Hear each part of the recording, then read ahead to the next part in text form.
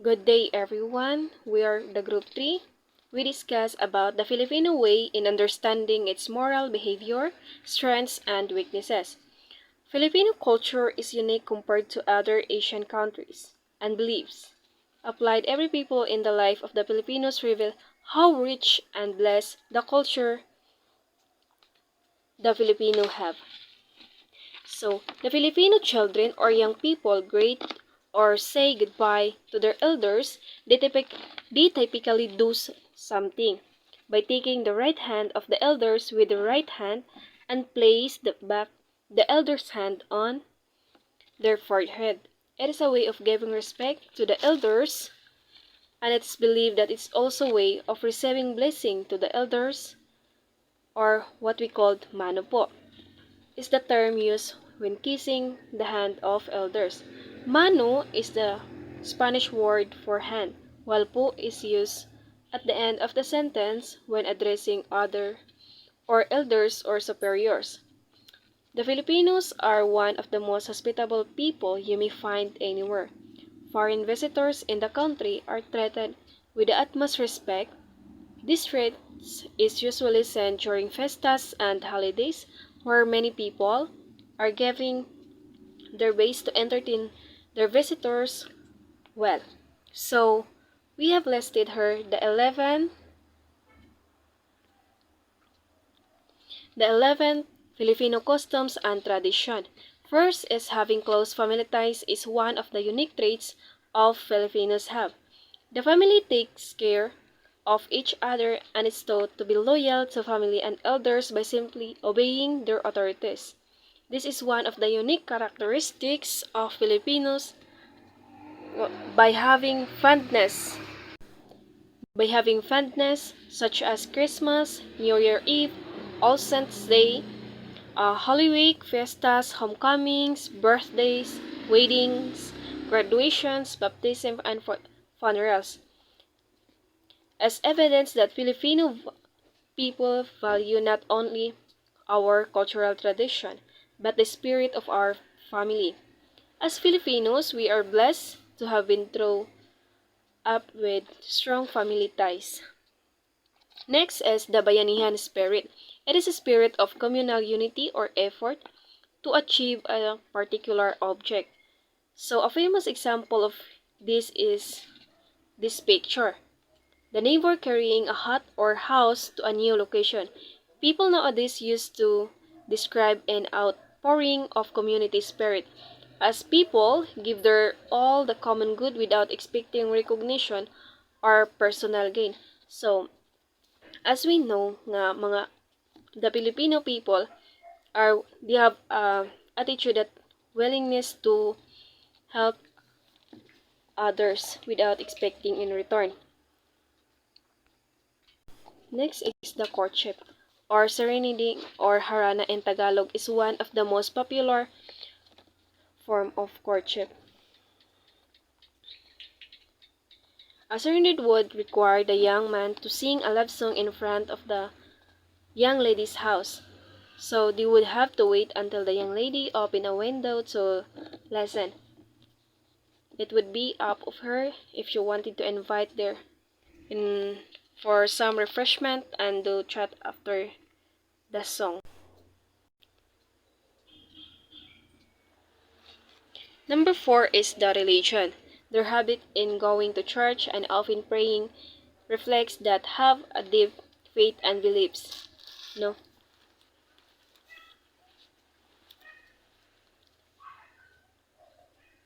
They are very devoted to religious that sometimes many take the rest of their lives. For example, no, sa fiesta sa Black Nazareno in Quiapo, Manila. So, many people, no, just kanam mag, gina take risk gid nila ang ilahang lives para makatouch of Black Nazarene. So, Filipinos believe that having a strong devotion may lead to a better life under guidance to face everyday's life. Fifth is the superstition. These beliefs have come different sayings and beliefs of our ancestors. These beliefs are part of our cultures, for one derives his or her belief from the influence of what his or her customs, traditions, and culture have dictated to explain certain phenomena or to scare people. So some are practiced primarily because Filipino believe that there is nothing to lose if they will comply with their beliefs. Next is the marriage and wedding customs. Is a secret union of man and woman after a period of courtship or engagement. So, a secret marriage is a covenant between two who love each other in God and with God, whose joining becomes an expression of the desire of each to love and serve God together. Next is the death. A death of a relative is an opportunity to strengthen ties in the family. So, to pay respect and honor the relationship to the deceased or long lost relative, friends, and even relative working abroad are reunited. The Philippine is the home of some unique death rituals that are partly religious and most superstitious. So, after the death of a person, a 9-day period of having a novena or prayers and masses offered up to the deceased is held, although the beginning of the Siyam na araw varies but usually ends the week after the death. Another period follows after death, the 40 days or the 40 días mourning period. Family members indicate their state of bereavement by wearing a small black rectangular plastic pin on their left breast or breast pocket area. As a ceremonial mass is held at the end of this 40 days period. Next are the society. The Filipino are very hospitable and give appropriate respect to everybody regardless to race, cultures, and beliefs. Because the nation is divided between Christians, Muslims, and other religious ethno-linguistic groups, between urban and rural people, between upland and lowland people, and between the rich and the poor. Although different in numerous ways, the Filipinos are very hospitable.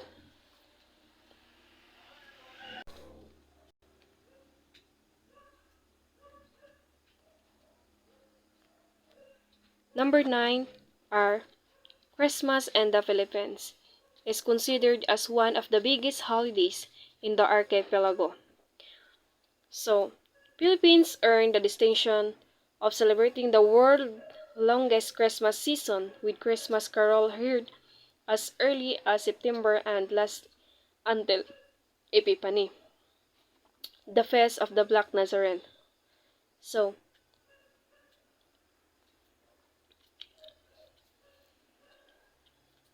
next is the fiestas.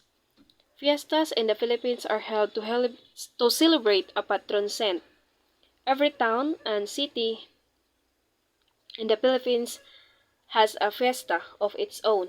Whatever time of the year it is, there's sure to be fiestas going on somewhere. So it is a part and parcel of Filipino culture through good times and bad times. It must go on. The biggest and most elaborate festivals of all is Christmas, a season celebrated with all the pomp and pageantry where the whole country breaks out in celebrations that can begin long before December. So, next is the living with parents. Filipinos highly value the presence of family more than anything. So,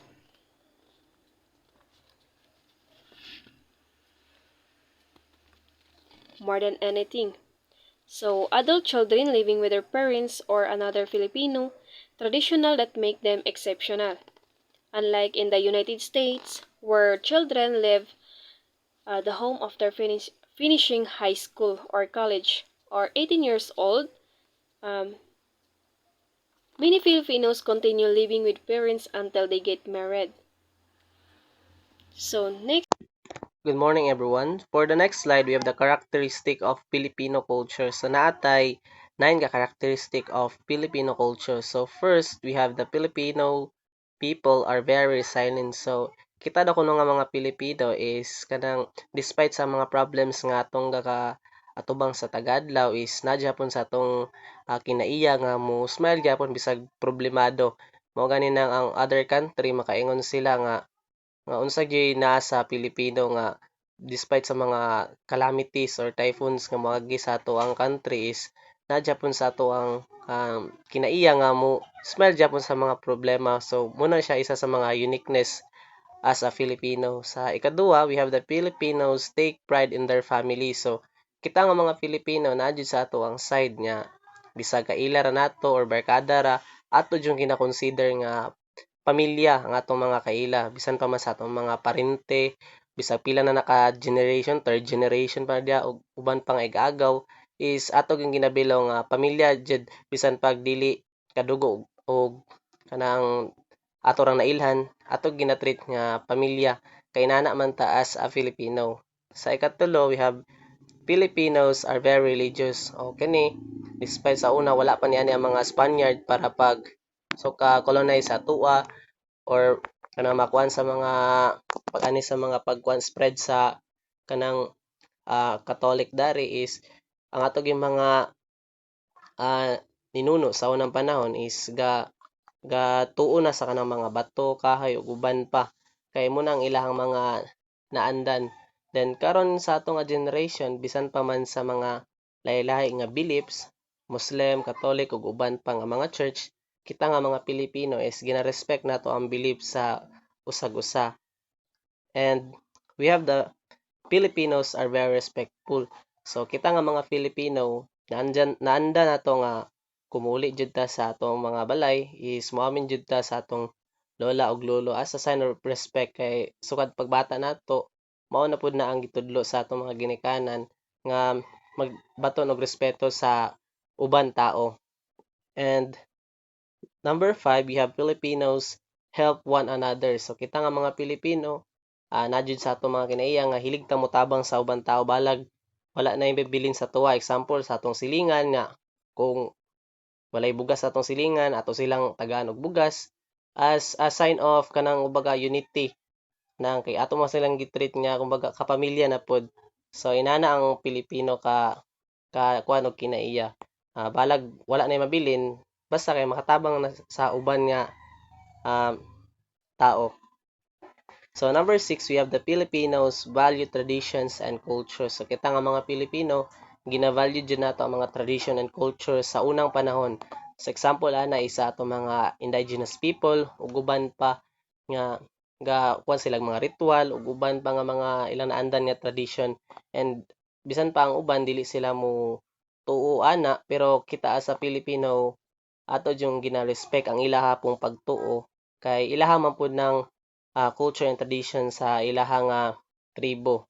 So inana ta ka kuan nga mga Filipinos. Sa number 7, we have the Filipinos have the longest Christmas celebration. So kita ganyan mga Pilipino bisag layo pa ang Pasko, uh, taas na kaya itong preparation. September pa lang, wa pa nag-November or December. Kita nga mga Pilipino is gapamalit na ta sa mga ikuan sa Pasko kay para lagi makabarato kay mo man atong naanan nga di ta magpalit sa kanang December kay mahal.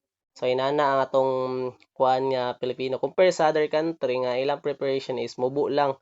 So kita December 1 pa lang hangtod mag New Year agsigin bibo na kayo ang ato ang country kay busy naman og kanang prepared para sa Christmas. And number 8, Filipinos love art and architecture. So kita nga mga Pilipino hilig kita sa art and architecture even sa music ug sa uban pa nga mga uh, paintings man dia or other nga related sa mga art and architecture. Dili kita gakaulahi kay even sa una ang atong mga uh, other Filipinos kakig-compete sa other nga country sa mga artworks and na-recognize pud ta nga isa sa mga maayo pod nga mo create og mga art and architecture. Kay kita nga mga Pilipino is talented. And the last, we have the Filipinos are hospitable people. So, bisag na ay mga foreign nga mo ni sa atong country, ato yung ginatreat nga kanang welcome sila sa atong country and ginasuri na to sila sa mga tourist spot diri sa atong nasod as Filipino is welcome jud sila sa atong country. So, mao ra to siya ang 9 characteristic of Filipino culture. Thank you. Akong explain karon is ang Filipino family values. Ang first, number one is pagiging magalang or respect. The English translation of pagiging magalang means respectful, to give respect to the person. Filipinos are accustomed to using the words po, opo, and ho when they are conversing with the older people or something with those who are in a high role or a prestigious member of society. Using these words is customary in the Philippines, and it shows a sign of respect if you do so. So kani pagiging magalang is ang traditional sa Philippines karon. Mo na siya ginabuhat usually sa mga batanon, makita sila mga lolo lola, moamin gid sila. O kana siya usually ang basically ang mga taga laing bansa is kana yung gabilib sila sa mga Pinoy tungod kay na sila ay natay way sa pag express atong respect sa other people, sa mga mas tigulang pa sa tuwa. Second is pakikisama or helping others. Pakikisama has the connotation of getting along with the people in general. There is general yearning to accepted and will link among Filipinos, and this applies to the one and his or her friends, colleagues, boss, and even relatives. This desires is what steers of one to perform in pakikisama. Muna siya ang pagtinabangay o pakipaghiusa, o makita natin siya sa mga sa trabaho. Muna siya nadia ang mga kan. Di pa sa trabaho, nasa eskwelahan pod mga nana. Number 3 is utang na loob. Utang na loob means to pay or debt with a gratitude. With utang na loob, there's a usually system of obligation with its values and implied imparts in sense of duty and responsibilities under younger siblings to serve and repay the favors done to them with their elders. Utang na loob is kanang pagtanaw bitaw pagkanap itong sample kung gibuhatan kag maayo mo po imong ibalos pud sa imong kuan labi nag sa imuhang ginikanan kung padako ka na lag maayo, o syempre balusan gyud mo na sila maayo sa pohon pag ikaw na po'y naay imuha. Next is ang pagpapahalaga sa pamilya or prioritizing family. Pagpapahalaga sa pamilya is in the other word of putting importance on your family, and this implies that persons will place a high regard on his her family and prioritize their before and anything else. Pagpapahalaga means kanang sa tuwa pa mga anak kita gid dapat nito pahalagahan atong pamilya, kay syempre pamilya muna sila una maduulan sa tong mga problema, istoryahan sa tong mga problema. Muna siyang pagpapahalaga sa dapat man sa usually ang pingan na nato na dapat. Next slide. Number 5 is hiya. Hiya means shame. This controls the social behavior and interaction of a Filipino, and it's a value that drives a Filipino to be obedient and respectful to their parents, older siblings, and authorities. This is also a kind of ingredients in loyalty of one of his family. Number 6 is Damayan system. Extending sympathy for people who lost their loved ones in case of death and certain member of community. The whole community emphasizes with the brave family and neighbors, friends, and relatives of the deceased, usually giving certain amount of money in their way of showing sympathy. Damayan system or simpatya is kanang makita nato sa mga like mga burol ana na naimuhatag og gamay hinabang para sa namatyan o para sa pagpakita og respeto o syempre kuan ah pag tinabangay na lang sad para di kay kuan daw gasto tong namatyan.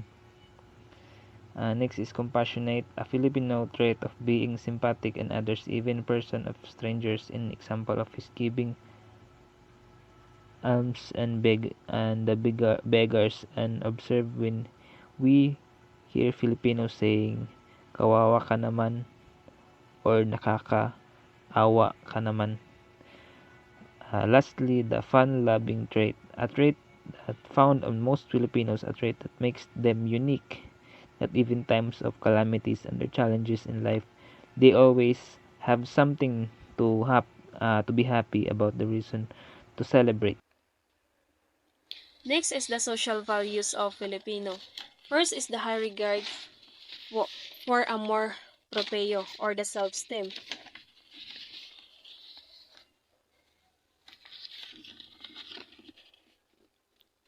Self-esteem reflects an individual or overall subjective emotional evaluation of his or her own worth. It is the decision made by an individual as an attitude towards the self. Self mm, Self-esteem encompasses beliefs about oneself as well as emotional states such as triumphs, despair, pride, and shame. So this characteristics is generally conducive to the smooth running of society, although when taking to stream it can develop into a authoritarianism that discourage independent judgment and individual responsibility and initiative. Next is the smooth interpersonal relationship. An relationship is the nature of interaction that occurs between two or more people. People is an interpersonal relationship, may interact um, overtly, face to face, or even anonymously. Interpersonal relationships may occur with friends, family, coworkers, or strangers, that room participants, doctors, or clients. So next is the personal alliance system.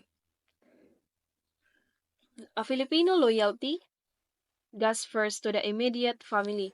Identity is deeply embedded in the web of kinship. It is normative that one owes support, loyalty, and trust to one's close kin.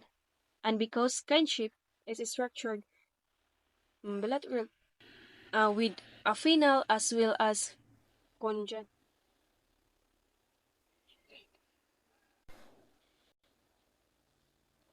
relatives, one's kin can include quite a large number of people. Still beyond the family, Filipinos do not assume that some degree or support, loyalty, and trust that they have assumed for immediate family members. Next is the compadre system.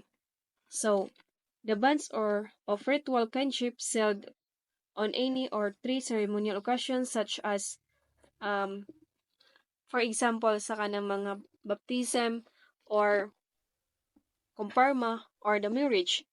So, that intensify and extend personal alliances.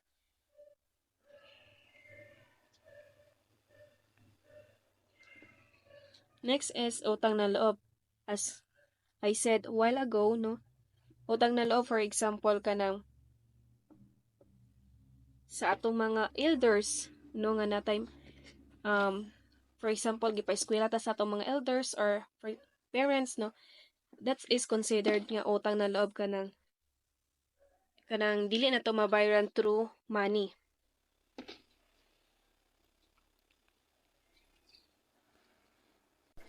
Next is the suki relationship. So, suki relationship, for example, kaning market exchange partnership. may develop between two people who agree to become regular customers and supplier. For example, kanang nata sa kanang merkado naman gid tay mga favorite gid nga mga stool or stand nga pwede na to mapapitan sa atong palitonon.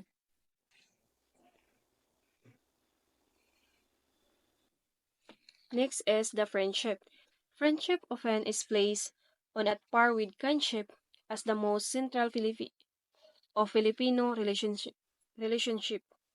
Certainly ties among those within one's group of friends or an important factors. So, Filipinos daw kuno na kanang